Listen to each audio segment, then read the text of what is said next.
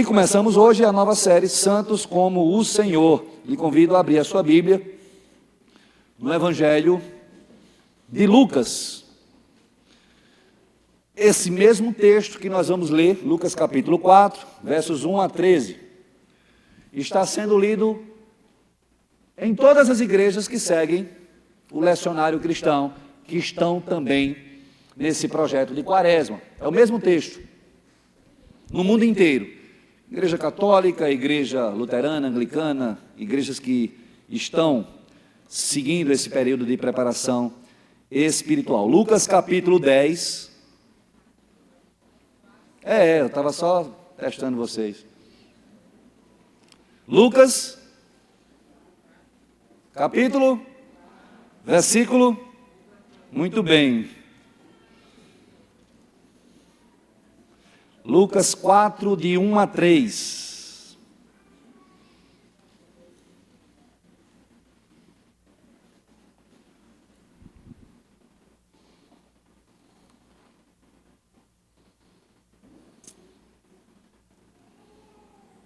Amém, queridos? Todos abriram? Amém? Diz assim a palavra do Senhor. Jesus, cheio do Espírito Santo, voltou do Jordão e foi levado pelo Espírito ao deserto, onde durante 40 dias foi tentado pelo diabo. Não comeu nada durante esses dias e ao fim deles teve fome. O diabo lhe disse: se és filho de Deus, manda esta pedra transformar-se em pão. Jesus respondeu: está escrito, nem só de pão viverá o homem. O diabo o levou a um lugar alto e mostrou-lhe no relance todos os reinos do mundo. E lhe disse: eu te darei toda a autoridade sobre eles e todo o seu esplendor, porque me foram dados e posso dá-los a quem eu quiser. Então, se me adorares, tudo será teu. Jesus respondeu: está escrito, adore o Senhor, o seu Deus, e só a ele preste culto. O diabo levou-o a Jerusalém, colocou-o na parte mais alta do templo e lhe disse: se és o Filho de Deus, joga-te daqui para baixo, pois está escrito, ele dará ordens a seus anjos a seu respeito, para o guardarem. Com as mãos eles o segurarão, para que você não tropece em alguma pedra. Jesus respondeu: dito está, não ponha à prova o Senhor, o seu Deus. Tendo terminado todas essas tentações, o diabo o deixou até a ocasião oportuna. Feche os seus olhos mais um momento para nós orarmos. Santo Deus, eis aqui a tua palavra, eis aqui o teu povo. Alimenta-nos, Senhor, nos instrui, nos traz, ó Pai, a compreensão da tua verdade, da tua vontade para as nossas vidas. Tens liberdade em nosso meio para nos disciplinar, para nos confrontar, para nos ensinar naquilo que precisamos aprender, Senhor. Fala conosco, nos instrui, nos traz, Senhor, a tua palavra, a nossa mente, aos nossos corações. Assim nós oramos e já agradecemos em nome de Jesus. Amém, amém. Esse registro acontece logo após o batismo de Jesus. É o início do ministério do Senhor. Alguns questionam por que Jesus teria sido tentado. Por que precisaria Jesus ser tentado? A lógica desse episódio, o princípio e o fundamento, não consiste na tentação, mas na preparação. A consequência do que Jesus enfrentou foi a tentação. Eu digo para vocês, amados irmãos, especialmente aqueles que estão comprometidos, eu creio que todos aqui, o meu desejo, o nosso desejo é que todos estejam. Mas nesse período de 40 dias, você como eu, seremos ainda mais tentados. Você como eu, seremos ainda mais atacados. E eu falo do ponto de vista espiritual. Sempre que nós buscamos a Deus, sim, as trevas se levantam. Diz a palavra que o inimigo está ao nosso derredor. Se não estamos vivendo a vontade de Deus, estamos bem. Ele nos deixa à vontade.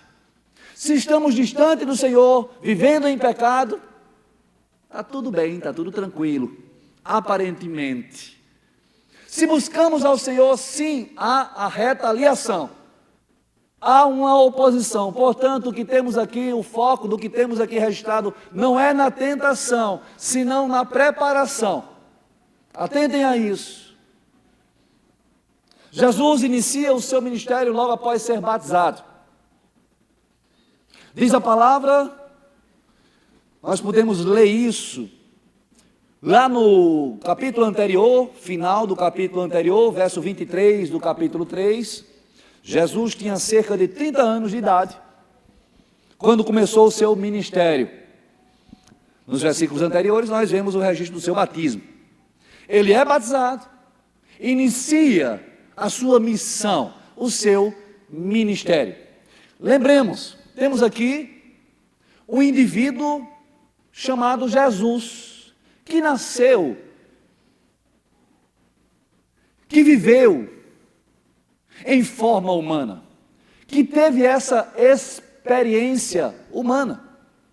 O Verbo encarnado, a palavra que tudo criou, pela sua ordem, o Logos, aquele que habitou em meio aos homens, o Emanuel, o Deus conosco.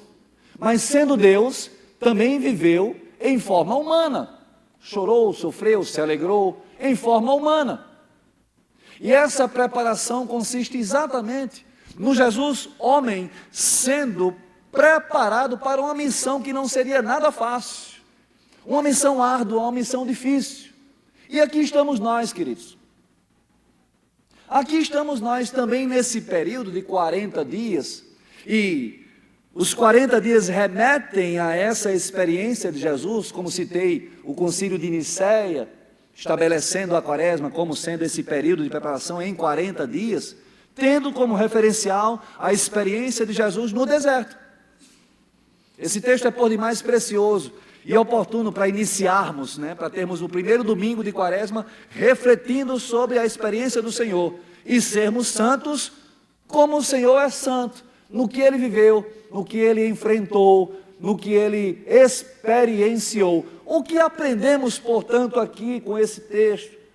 Essa é a questão, o que aprendemos com a experiência de Jesus? Primeiro ponto, eu quero que você já anote, sobre o primeiro aspecto que nós precisamos aqui refletir nesse texto, nessa narrativa, nesse registro. Aprendemos que a preparação espiritual é necessária para a missão. A preparação espiritual é necessária para a missão. Como disse, o texto muito mais nos fala sobre a preparação do que sobre a tentação. A preparação levou Jesus ao deserto. A preparação trouxe para ele uma fragilidade física. Diz o texto bíblico que ele estava com fome. Cheio do Espírito, voltou do Jordão e foi levado pelo Espírito ao deserto, onde durante 40 dias foi tentado pelo diabo. Não comeu nada durante esses dias e ao fim deles, ao fim de 40 dias, teve fome. A palavra no original fala sobre ele estar faminto, muita fome, depois de 40 dias de jejum. E é exatamente nessas circunstâncias, quando estamos fracos, fisicamente fracos, quando estamos vulneráveis, que mais somos atacados. A tentação, portanto, ela é uma consequência, ou ela acontece de forma mais intensa, exatamente quando nós estamos mais fracos, quando estamos mais vulneráveis, mais fragilizados. E precisamos estar cheios do Espírito. É o que o texto diz, Jesus estava cheio do Espírito Santo. Essa preparação espiritual para a missão requer esse transbordar, essa plenitude do Espírito Santo. Do contrário, nós sucumbiremos, nós cairemos, nos desviaremos, desistiremos. Jesus, cheio do Espírito, voltou do Jordão e foi levado pelo Espírito ao deserto. Estamos aqui falando sobre esse primeiro aspecto, que é a preparação espiritual para a missão. Ora, pastor, mas eu não sou missionário. Eu e você, todo e qualquer cristão, somos missionários. Nós precisamos ampliar a nossa perspectiva e o nosso entendimento sobre missão. Falamos um pouco sobre isso na vigília. Estivemos aqui 4 horas em oração, foi muito poderoso, como já falei. Falamos sobre 3 aspectos, 3 temas, quem lembra? Quem estava na vigília? Uma bênção, mais de 100 pessoas conosco aqui. Primeiro momento, tratamos sobre santificação. Segundo momento, sobre comunhão. E o terceiro momento, sobre missão. E nós precisamos entender a missão como sendo a nossa própria jornada de vida. Amém, igreja? Não é uma ação pontual. Não diz respeito apenas a estar em um ministério. Não é sair de um local para ir a outro. Sair de uma cidade para ir para outra. De um país para outro país. Essa experiência de deslocar-se do seu lugar para outro lugar é uma faceta, é uma espécie, é uma forma de missão. O que nós chamamos de missão transcultural. Eu saio do meu lugar, da minha cidade, da minha terra, da minha cultura para outra cultura. É também uma forma de missão, mas não é só isso a missão. A missão inclui toda a nossa vida. Todos os dias nós estamos em missão. A missão nos lembra sobre o ID. Foi isso que Jesus deixou para nós. Mateus 28, a grande comissão. Portanto, vão. Em Marcos 16, ide. O verbo no original fala de um gerúndio.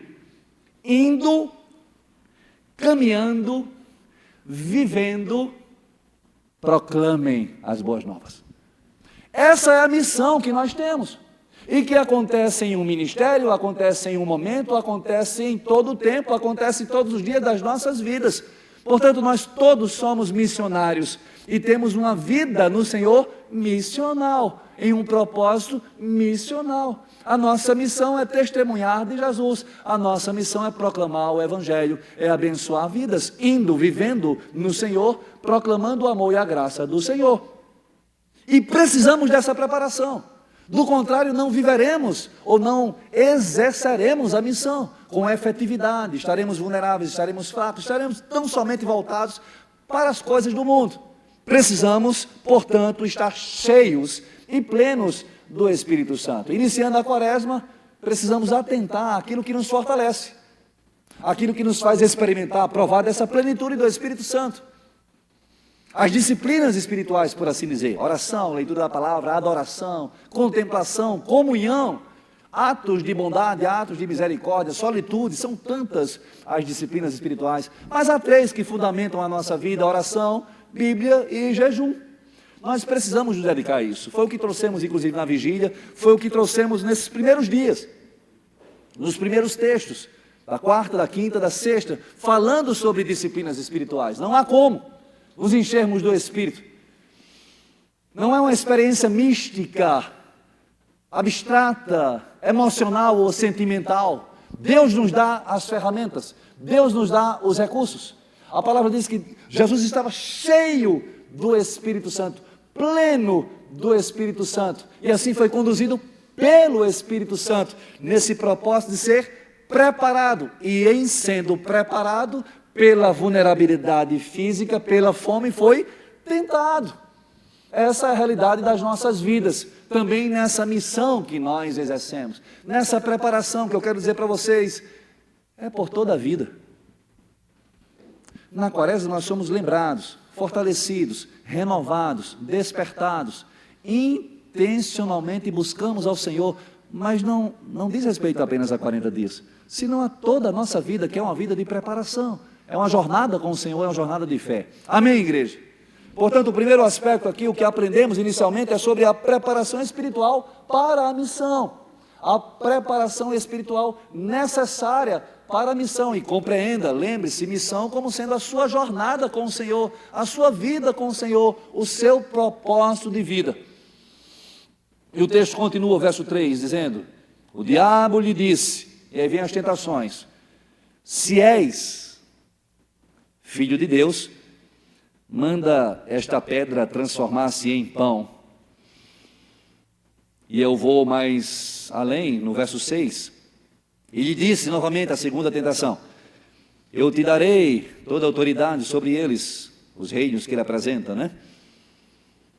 E todo o seu esplendor, porque me foram dados e posso dá-los a quem eu quiser. E mais uma vez, verso 8, segunda parte, verso 9, melhor dizendo, segunda parte. Se és filho de Deus, joga-te daqui para baixo. 3 tentações, em perspectivas diferentes. 3 situações que nós também passamos, em circunstâncias diferentes. O primeiro aspecto que nos chama a atenção, na proposta do diabo, na proposta ou na tentação do diabo com Jesus, é que ele tenta colocar em dúvida a própria identidade do Senhor. Ora, Jesus tinha acabado de ser batizado. Diz o texto bíblico que ele voltou do Jordão, onde foi batizado por João Batista. E logo a seguir foi conduzido ao deserto. E a palavra registra dos registros mais lindos das Escrituras. Esse momento de batismo está lá no verso 21 do capítulo 3, quando todo o povo estava sendo batizado, também Jesus o foi. E enquanto ele estava orando, o céu se abriu. O Espírito Santo desceu sobre ele em forma corpórea, como pomba. Então veio do céu uma voz: tu és meu filho amado, tu és meu filho amado, em ti me agrado. Ao ser batizado, Jesus e todos que ali estavam, João, o Batista, conforme João, o evangelista, registra em seu evangelho, vai dizer que viu, é um testemunho de João Batista, viu o Espírito Santo descer sobre Jesus. A voz do Pai foi audível a todos.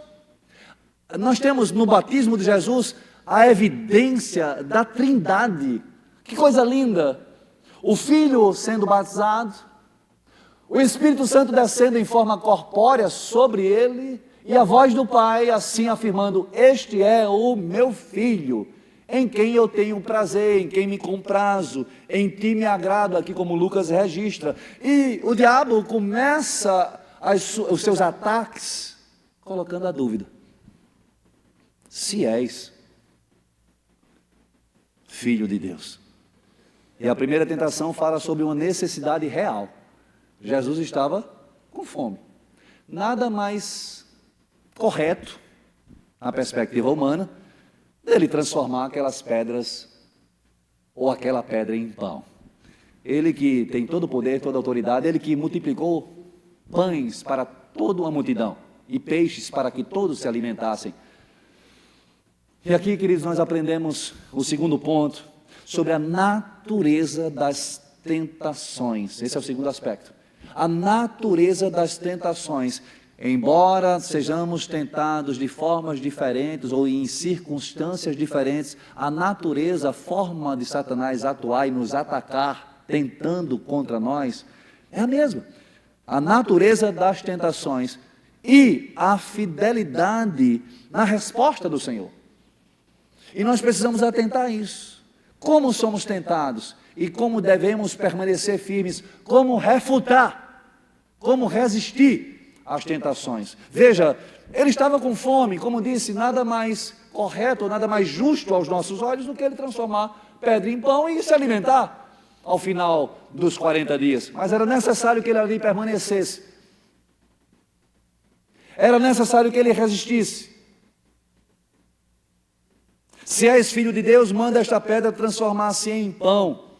Sabe, muitas vezes nós somos tentados dessa maneira, eu diria quase sempre, em necessidades que são reais.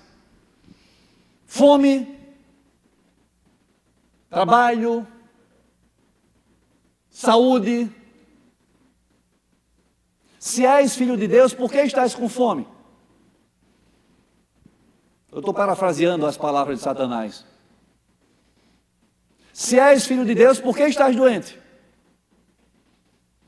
Se és filho de Deus, por que estás desempregado?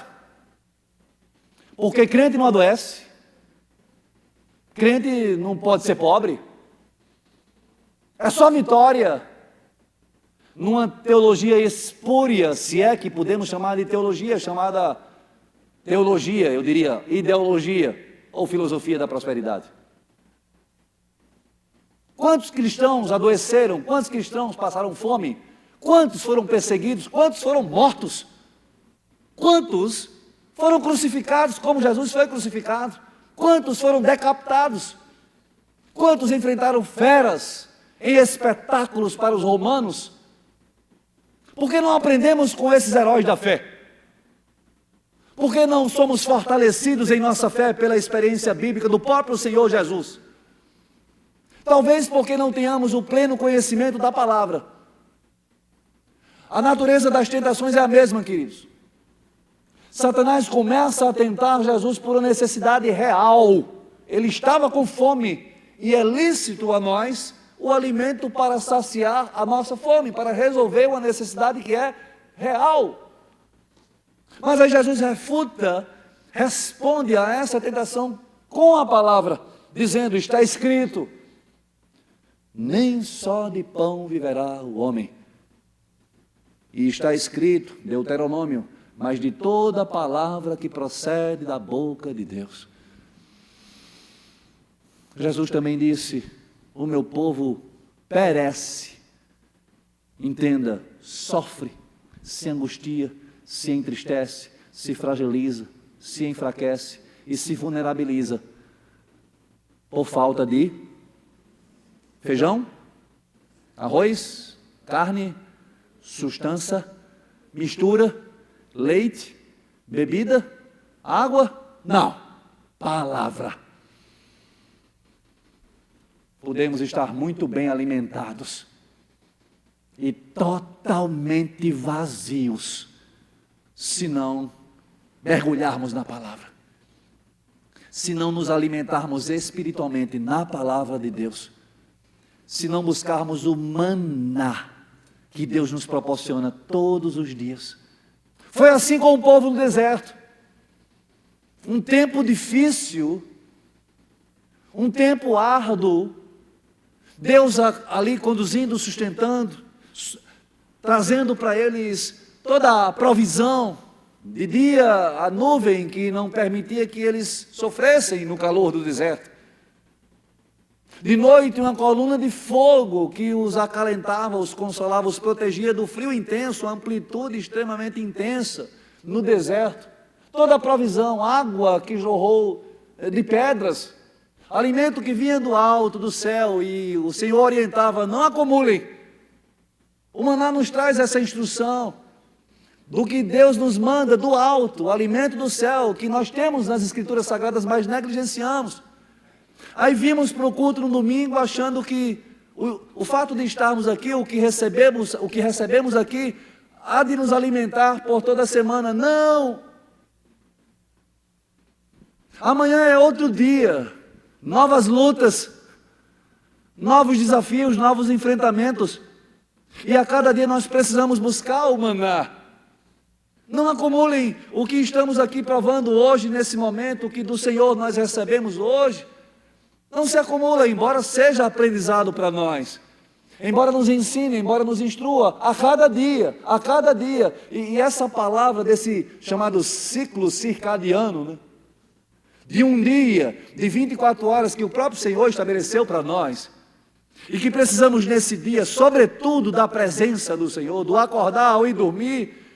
É necessário que nós nos dediquemos e entendemos a essencialidade das nossas vidas no Senhor e sejamos por Ele sustentados, pela Sua palavra ensinados, para enfrentarmos as lutas do dia, pois a cada dia o seu próprio mal, diz a palavra. A cada dia temos os nossos desafios, sobretudo o mal que há em nós, o mal em nosso coração, o mal que nós somos capazes de fazer, não apenas as tentações, sobretudo porque o inimigo nos tenta naquilo que há de pior em nós, amém, igreja? Quase sempre ele, conhecendo as nossas realidades, os nossos pecados, ele nos tenta exatamente assim, por isso que você peca de novo do mesmo jeito. Por isso que nós temos os pecados de bolso, quase nunca muda o nosso repertório. São os mesmos pecados, as mesmas práticas, porque Ele conhece e nos tenta da mesma forma. E nós, bobos, vulneráveis, infantis, imaturos, caímos, porque nos falta o conhecimento. Porque não somos fortalecidos na palavra, revigorados pelo maná do céu que o Senhor nos traz por meio das Escrituras Sagradas. A natureza das tentações nos fala sobre essa realidade. Primeiro, de necessidades reais. Ora, todos precisamos. A gente não quer só comida, a gente quer dinheiro, a gente quer... Quase sai uma música aqui, né? Titãs. Mas essa é a realidade, nós temos as nossas necessidades. Nós precisamos de segurança, de saúde, de emprego, de alimento. Precisamos de algumas coisas, de relacionamentos, mas precisamos sobretudo do Senhor. Satanás usa aqui uma necessidade real, mas ele vai além. Ele oferece agora os reinos, né? E mais uma vez mente, ele coloca em dúvida inicialmente se és filho de Deus. Ora, o próprio Deus Pai havia afirmado, eis o meu filho em quem me comprazo. E ele oferece aqui mais uma grande mentira. Eu te darei toda a autoridade sobre eles e todo o seu esplendor, porque me foram dados. E posso dá-los a quem eu quiser. E ele mente e nós caímos nessas mentiras quando ele nos propõe também coisas parecidas. Somos seduzidos, somos tentados e caímos em tentação. Porque achamos que aquilo que é oferecido pelo mundo ou pelas trevas nos é bom, proveitoso, é legal. E não confiamos que o Senhor e apenas o Senhor tem o melhor para nós. E caímos. Aqui, Satanás vai tentar, em outro aspecto, a natureza aqui é outra. A natureza da primeira tentação fala sobre uma necessidade física, uma necessidade real. A natureza da segunda tentação fala sobre a vaidade humana. Poder, posição, influência. Te darei tudo. Te darei toda a autoridade. É mais uma faceta de como também nós somos tentados. É mais uma tentação que revela a natureza das tentações que nós também sofremos. É o que nós estamos aqui compreendendo. Quanto a essa vaidade que há em nós. Por posição, por poder, por influência. Pela admiração do outro. Por sermos aceitos. Sabe, essa é a realidade, e as redes sociais evidenciam isso sobremaneira. Quando nós publicamos algo, divulgamos algo e ficamos esperando o engajamento, quantas pessoas vão curtir, comentar, e o que vão comentar, o que vão falar, e nós estamos expondo as nossas vidas, constantemente, deliberadamente, impensadamente, irrefletidamente, corpos desnudos expostos nas redes sociais, para quê? Com que intuito? Quando antes tínhamos a nossa vida privada, quando antes a realidade das nossas vidas era particular, era nossa e talvez da nossa família. E nos expunhamos e compartilhávamos com pessoas queridas, pessoas confiáveis. E hoje temos sei lá quantos milhares que nos seguem, que acompanham as nossas redes sociais e veem tudo, até o que a gente come, onde a gente vai, o que a gente faz, as nossas viagens. Para quê? Sabe, há um filtro, queridos, que é necessário para nós enquanto igreja. O que eu publico edifica? O que eu publico abençoa? Se não, não publique, simples assim. Não nos sujeitemos, não fiquemos escravos da admiração do outro, da aprovação do outro. Você não precisa, eu não preciso, nós não precisamos da aprovação de ninguém, senão de Deus. É ao Senhor que nós adoramos, é ao Senhor que nós louvamos, é no Senhor que nós somos santos. Ninguém conhece a nossa realidade. É diante de Deus que nós nos santificamos. Sabe, faça esse filtro, o que você publica vai edificar alguém, vai abençoar alguém. Se não, meu irmão, minha irmã, não divulgue, não publique, é uma orientação. Eu não vou estar vigiando a sua rede social. Sabe, não é assim, não pode ser uma obrigação, uma imposição, mas uma reflexão de uma vida agora transformada, que tem propósito, que tem uma missão de abençoar. E eu preciso entender, eu preciso discernir se as minhas palavras, se as minhas publicações, se os meus textos, se as minhas imagens, os meus vídeos de fato abençoam, conduzem pessoas a Cristo, ou talvez provoquem inveja, cobiça e afastem pessoas de Cristo. Demonstrando, apresentando a vida irreal, que eu não vivo, mas eu apresento nas redes sociais. É a necessidade da apresentação, do poder, da influência, de ser admirado, de ser aceito. Essa é uma realidade humana.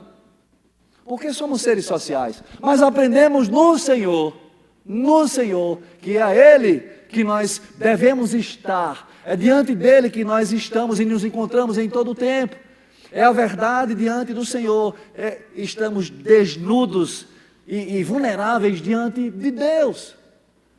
E é nele que buscamos santificação. Sabe, nós precisamos nos libertar dessa necessidade de admiração, do elogio, da palma, dessa necessidade de sermos admirados, de sermos aprovados pelas pessoas. Precisamos nos libertar dessa tal reputação, dessa imagem que tanto nos preocupa, de nos mostrarmos santos quando não somos, felizes quando não estamos, alegres quando estamos talvez tristes. A verdade é a sinceridade diante de Deus e diante das pessoas. A outra tentação, aqui nós percebemos essa natureza, né, que toca a nossa vaidade, mas ele diz também: se és filho de Deus, joga-te daqui para baixo. Aí vem a astúcia no seu ápice. Ele usa a Bíblia, ele usa as Escrituras. Isso aqui é a prova de que Satanás conhece mais de Bíblia do que eu e você. Ele lê. É um teólogo.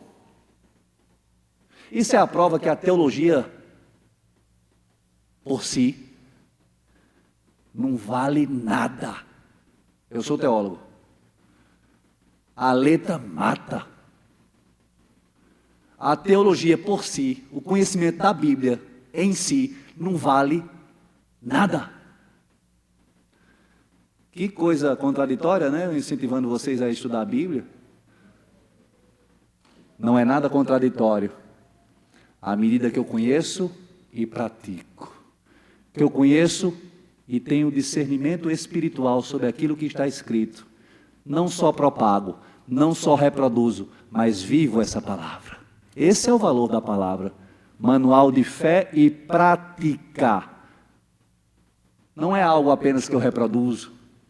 Não é algo apenas que eu repito. Não é algo apenas que eu replico. É algo que eu vivo, e com a verdade vivida nesta palavra, assim eu terei a autoridade de falar, de testemunhar, de abençoar vidas. Satanás citou a Bíblia. Sabe aqueles versículos que você fica botando nos grupos? Eu quero também aqui fazer um parênteses. Não faça não. Queridos irmãos, peço com amor, não repliquem versículos nos grupos institucionais. Sejam intencionais. Replique uma reflexão pessoal. Como a palavra te tocou? Como a palavra te abençoou? Deixa eu dizer, eu tenho a minha Bíblia. É cansativo, desanimador entrar num grupo com mais de 100 pessoas e ter lá 15, 20 versículos desarrazoados, só versículos lançados, Ctrl+C, Ctrl+V. Precisamos ser intencionais, queridos. Precisamos ser verdadeiros, é a verdade do que nós vivemos. Eu peço mais uma vez a todos, não repliquem. Se não vivam essa palavra, compartilhem o que Deus falou aos seus corações, assim haverá poder, haverá verdade do que você vive, do que você exerce, do que você busca no Senhor. E esse testemunho é por demais poderoso.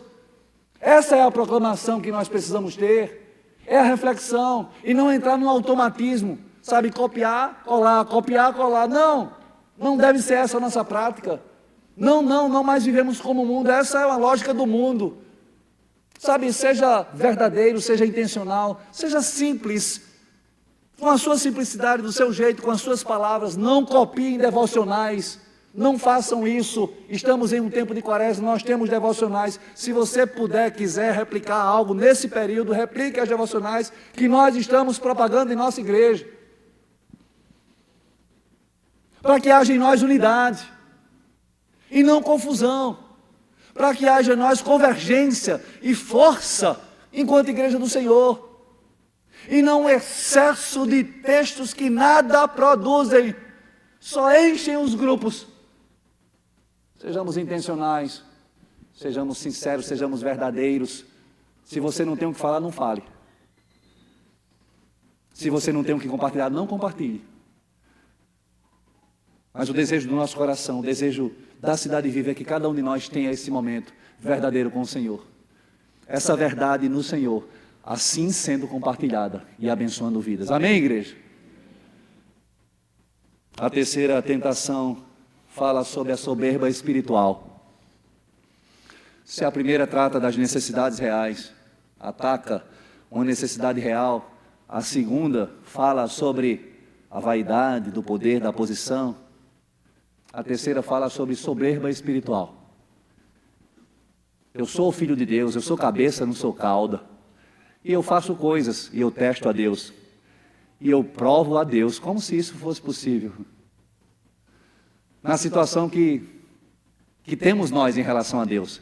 Ele é o Criador, nós somos criatura.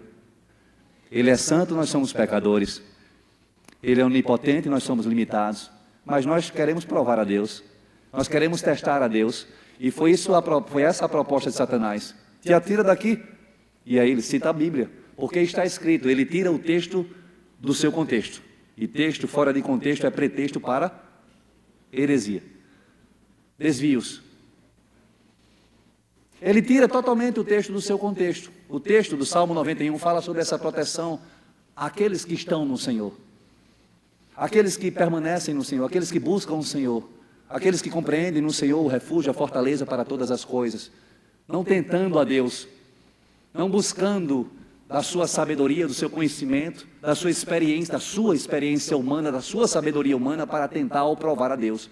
E, mais uma vez, o Senhor refuta, dito está, não ponha à prova o Senhor, o seu Deus. A cada uma das tentações, com naturezas diferentes, o Senhor Jesus refuta, resiste, repele a ação de Satanás por meio da palavra.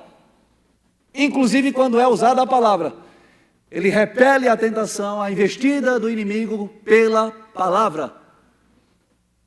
E nós precisamos nos dedicar, queridos, precisamos buscar esse conhecimento da palavra para estarmos firmes, fortes, para estarmos preparados, para entendermos as tentações. Muitas vezes não entendemos, não discernimos que estamos sendo tentados e assim nós caímos. Se não conhecemos o inimigo, se não conhecemos contra o que estamos lutando, como lutar? Que armas usar? Se não entendemos especialmente a guerra que é muitas vezes travada em nosso coração, esse campo minado. Como disse, Satanás bem conhece, muitas vezes nós exteriorizamos, essa batalha espiritual. Essa batalha se dá em nós. É no mal que há em nós, é no mal que nós temos a capacidade de fazer. E Ele conhece, Ele nos tenta exatamente nisso. É no nosso coração que começam todas as coisas, que vem o pecado, como diz a palavra. Portanto, nós aprendemos aqui sobre a natureza das tentações e a fidelidade na resposta do Senhor pelas Escrituras. Amém, igreja? E concluindo, a banda pode vir, a banda de 2. Você que chegou um pouco depois, nós teremos essa liturgia durante toda a quaresma. Uma voz e um instrumento. Talvez um teclado, talvez um violão, 2 pessoas.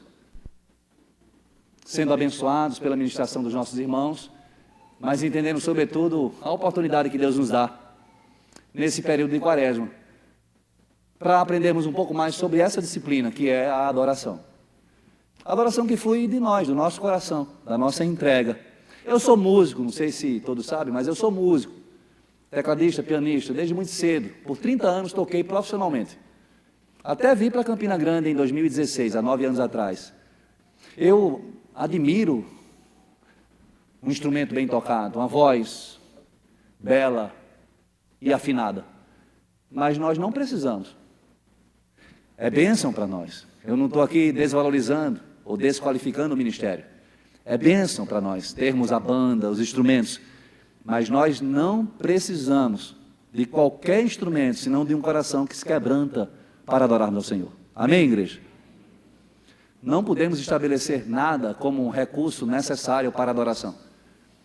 Não podemos burocratizar aquilo que flui das nossas vidas com naturalidade, com espontaneidade, com liberdade. Então, nesse período de quaresma, teremos apenas 2, ou nenhum talvez, eu não sei, ou nenhum instrumento. Mas o principal instrumento, nossas vozes que fluem em louvor e adoração ao Senhor, e que expressam a nossa gratidão, as nossas ações de graças, a partir de um coração verdadeiramente grato. Durante toda a quaresma, assim será. Ponto final, o que aprendemos do Senhor, o resultado da vitória. Olha aí, pôs canela de fogo. Resultado da vitória. Poder para a missão. É o resultado da vitória naquela preparação em que também Jesus enfrentou as tentações. Poder para a missão. Nós somos provados. O texto, e eu quero aqui lê-lo, que é citado por Jesus quando ele fala que nem só de pão viverá o homem. Esse texto tem referência com o povo de Israel. Faz referência à experiência do povo de Israel com o seu Deus. Deuteronômio capítulo 8, a partir do verso 2.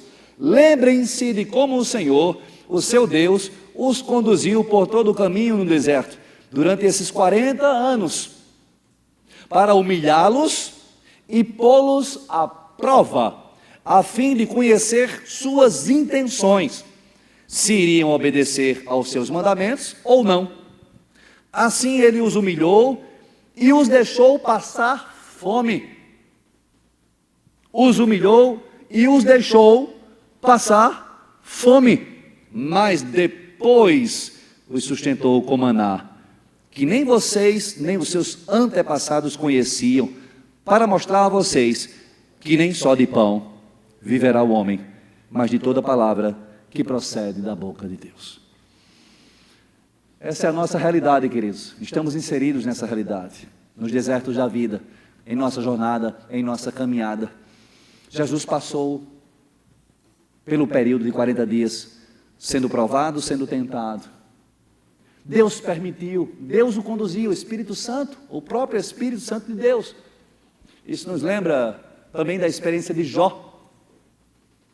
Algo incrível, intenso, que um homem passou, sendo permitido por Deus a ação do maligno. Lutero tem uma frase, sobretudo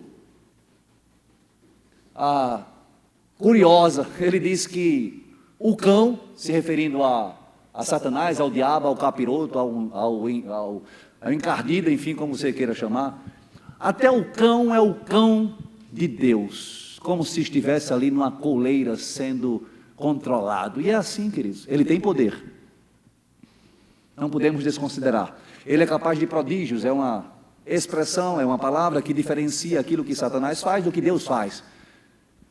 A despeito dele ter poder, o seu poder é infinitamente menor. Ele está sob a soberania de Deus, agindo e atuando, e o livro de Jó nos ensina sobre isso, de acordo com a permissão e autoridade de Deus. Então aqui entendemos que a resposta, o terceiro ponto que nós estamos aqui entendendo, o resultado dessa vitória de permanecermos firmes, de resistirmos às tentações, é esse poder para a missão.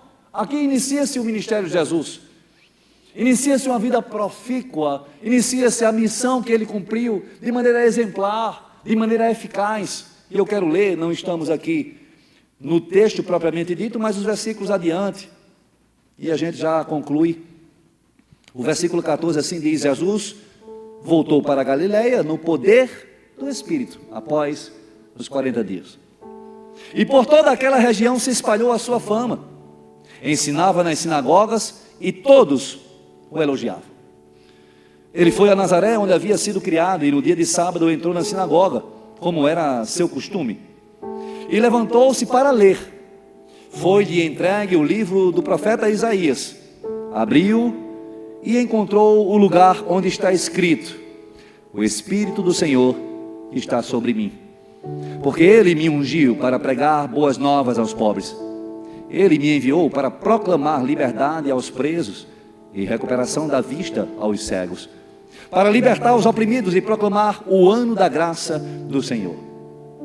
Então ele fechou o livro, devolveu ao assistente e assentou-se. Na sinagoga todos tinham os olhos fitos nele. E ele começou a dizer-lhes: hoje se cumpriu a escritura que vocês acabaram de ouvir. Louvado seja o nosso Deus, que nos dá a viver essa experiência de poder, de autoridade, não para nós mesmos, não para nossa vaidade, mas para que vidas sejam abençoadas, para que a nossa vida esteja à disposição do reino, para que glorifiquemos ao Senhor em tudo que nós fazemos, para que tenhamos de fato a abundância, a plenitude, o gozo e o júbilo de vivermos a vontade de Deus, para que não seja só uma expressão por nós repetida, que a vontade de Deus é boa, agradável e perfeita, sem que nós a vivamos verdadeiramente. Estamos em um tempo, queridos, em que nós precisamos buscar viver intencionalmente, incansavelmente, persistentemente, buscar viver essa vontade, porque aquele que prometeu é fiel para cumprir.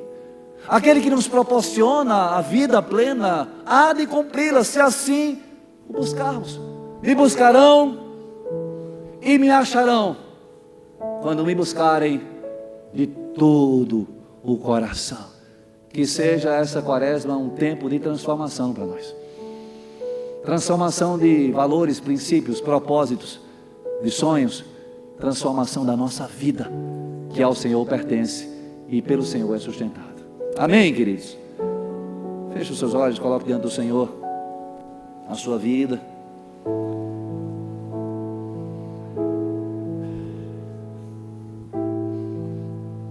Comprometa-se. Comprometa-se. Peça ao Espírito Santo que te dê esse comprometimento durante esse período de preparação. Peça ao Espírito Santo que te dê força para resistir, para discernir, para compreender como você tem sido tentado.